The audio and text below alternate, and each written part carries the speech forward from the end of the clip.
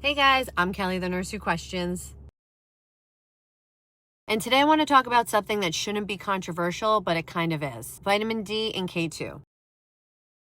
Two nutrients that could completely shift how we think about long-term health, energy, and mood. Yet somehow they're still treated like optional supplements. So here's what I keep asking myself. If vitamin D is a sunshine vitamin, why are so many of us still walking around deficient? Especially here on the East Coast.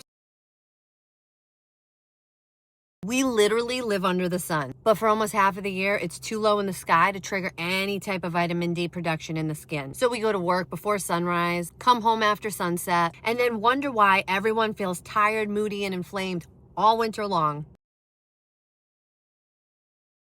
And it's not just about mood.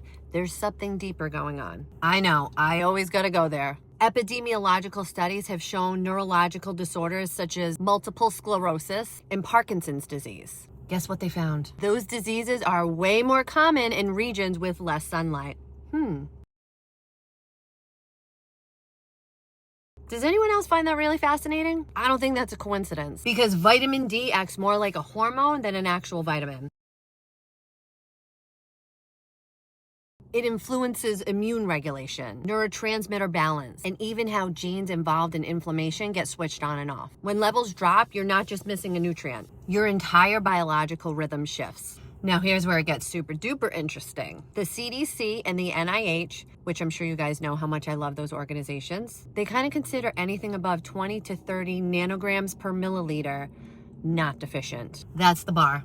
Don't fall below it. But functional and integrative doctors are actually looking at outcomes, and guess what they're finding? Most people feel better between 40 to 60 nanograms per milliliter, with some doctors even calling optimal range between 50 to 60 all the way up to 90.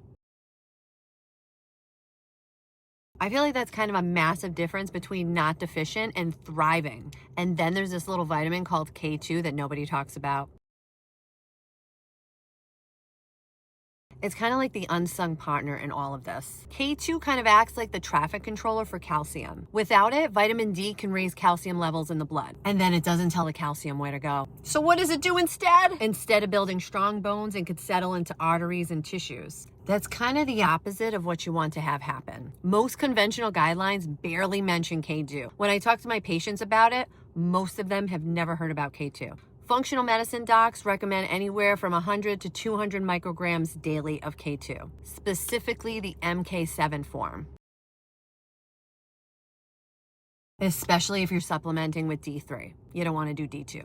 D3 and K2 work together. They're like Bonnie and Clyde. It's like a system that actually makes sense if somebody would just explain it that way. So here's my question. If the science is there, if the patterns are obvious, why isn't this a part of mainstream care? Why aren't doctors routinely checking vitamin D levels? Why do I have to beg them every time? Why does my PCP have to lie and say that I'm deficient in vitamin D in order for my health insurance to cover it?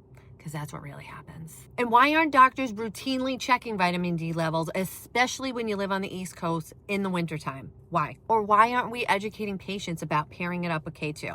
Health shouldn't be confusing. There's too many things in the world that are already confusing. Health should not be one of them. I personally take 15,000 international units of D3 daily, in addition to K2, 100 micrograms. The last time I got my level checked was 6 months ago, and it was 62. So no, I am not worried that I am going to overdose on vitamin D. I've never met one person who's had too much vitamin D in their system, but I do know majority of humans on the East Coast are deficient in vitamin D.